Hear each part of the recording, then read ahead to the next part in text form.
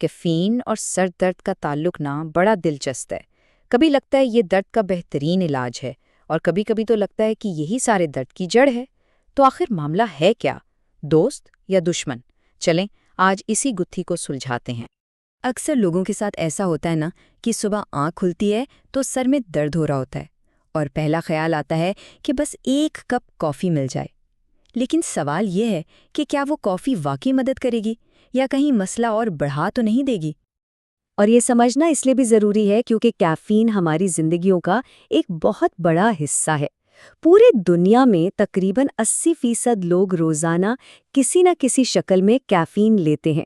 یہ صرف چائے یا کافی تک محدود نہیں ہے، بلکہ انرجی ڈرنکس، چاکلیٹس اور یہاں تک کہ کچھ دوائیوں میں بھی موجود ہے۔ تو سب سے پہلے بات کرتے ہیں کیفین کے ہیرو والے کردار کی۔ آخر یہ کیسے دردکش دواؤں کا ساتھ دے کر سر درد سے چھٹکارا دلانے میں مدد کرتی ہے؟ سائنس کی زبان میں اسے ایک خاص نام دیا جاتا ہے، اینالجیزک ایڈجوونٹ۔ اب اس کا مطلب کیا ہے؟ آسان لفظوں میں سمجھیں کہ کیفین خود کوئی پین کلر نہیں ہے۔ یہ بالکل ایک سپر ہیرو کے سائیڈ کک کی طرح ہے جو اصل ہیرو یعنی درد کی دوا کی طاقت کو بڑھا دیتی ہے اور اسے زیادہ تیز اور مؤثر بنا دیتی ہے۔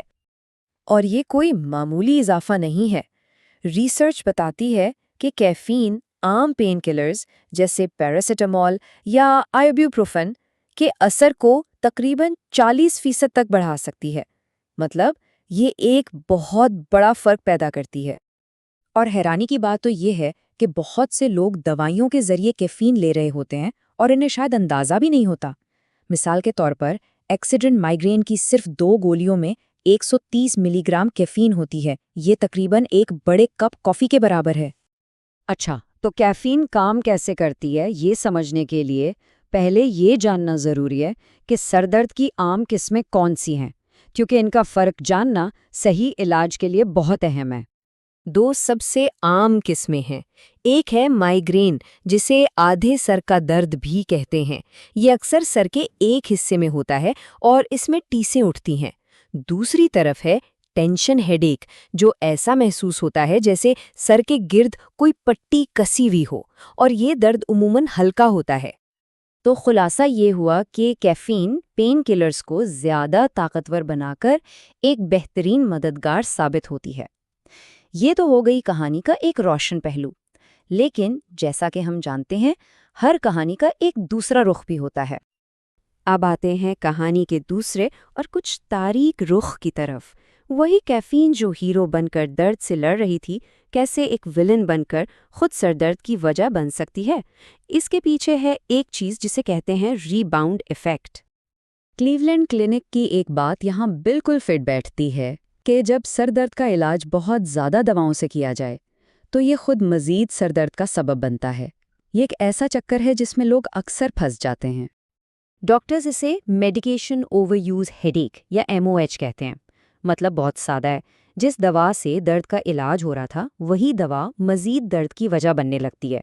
جیسی دوا کا اثر ختم ہوتا ہے، درد پہلے سے بھی زیادہ شدت سے واپس آ جاتا ہے۔ یہ چکر کچھ یوں چلتا ہے، سر میں درد ہوا، دوا کھائی، درد کچھ دیر کے لیے ٹھیک ہو گیا، لیکن جیسے ہی دوا کا اثر ختم ہوا درد پھر واپس آ گیا، اور اکثر پہلے سے زیادہ شدید ہو کر اس نئے درد کے لیے پھر سے دوا لی گئی، اور بس یہ نہ ختم ہونے والا سلسلہ شروع ہو جاتا ہے۔ تو سوال یہ ہے کہ اس مسئلے سے بچا کیسے جائے؟ حل اس بات میں ہے کہ کیفین کو کب اور کتنا استعمال کرنا ہے۔ سب کچھ خوراک اور استعمال کی تعداد یعنی فریکوینسی پر منحصر ہے۔ تو آخر بہت زیادہ کا مطلب کیا ہے؟ ماہرین کہتے ہیں کہ کچھ خاص قسم کی دوائیں جیسے مائیگرین کے لیے ٹرپٹانز مہینے میں 10 دن سے زیادہ نہیں لینی چاہیے، اور جو عام درد کش دوائیں ہیں جیسے آئیبوپروفن، ان کے لیے یہ حد مہینے میں 15 دن ہے۔ تو ایک آسان سا اصول کیا ہے؟ کوشش کریں کہ سر درد کی کوئی بھی دوا ہفتے میں 2 یا 3 دن سے زیادہ استعمال نہ ہو۔ ایک اور اہم بات، روزانہ 200 ملی گرام سے زیادہ کیفین کا استعمال، جو تقریباً 2 کپ کافی بنتی ہے، بھی اس ریباؤنڈ سر درد کے خطرے کو بڑھا سکتا ہے۔ تو اس ساری بحث کا نچوڑ کیا ہے؟ نچوڑ یہ ہے کہ کیفین کے دونوں پہلوؤں کو سمجھنا بہت ضروری ہے۔ یہ ایک طاقتور آلہ تو ہے، لیکن یہ ہر درد کا مستقل علاج بالکل نہیں ہے۔ تو سب سے اہم بات جو یاد رکھنے والی ہے وہ یہ ہے، مسئلہ یہ نہیں کہ ایک وقت میں کتنی دوا لی گئی، بلکہ اصل مسئلہ یہ ہے کہ دوا کتنی بار لی جا رہی ہے۔ ریباؤنڈ سر درد سے بچنے کا سب سے بڑا راز دوا لینے کی تعداد کو محدود رکھنا ہے۔ آخر میں یہ سوچنا بہت ضروری ہے کہ کیفین ایک آلہ ہے، کوئی جادوئی حل نہیں۔ تو سوال یہ پیدا ہوتا ہے کہ اس آلے کو استعمال کیسے کیا جا رہا ہے؟ ایک مددگار کے طور پر یا پھر ایک ایسی عادت کے طور پر جو آہستہ آہستہ نقصان پہنچا رہی ہے؟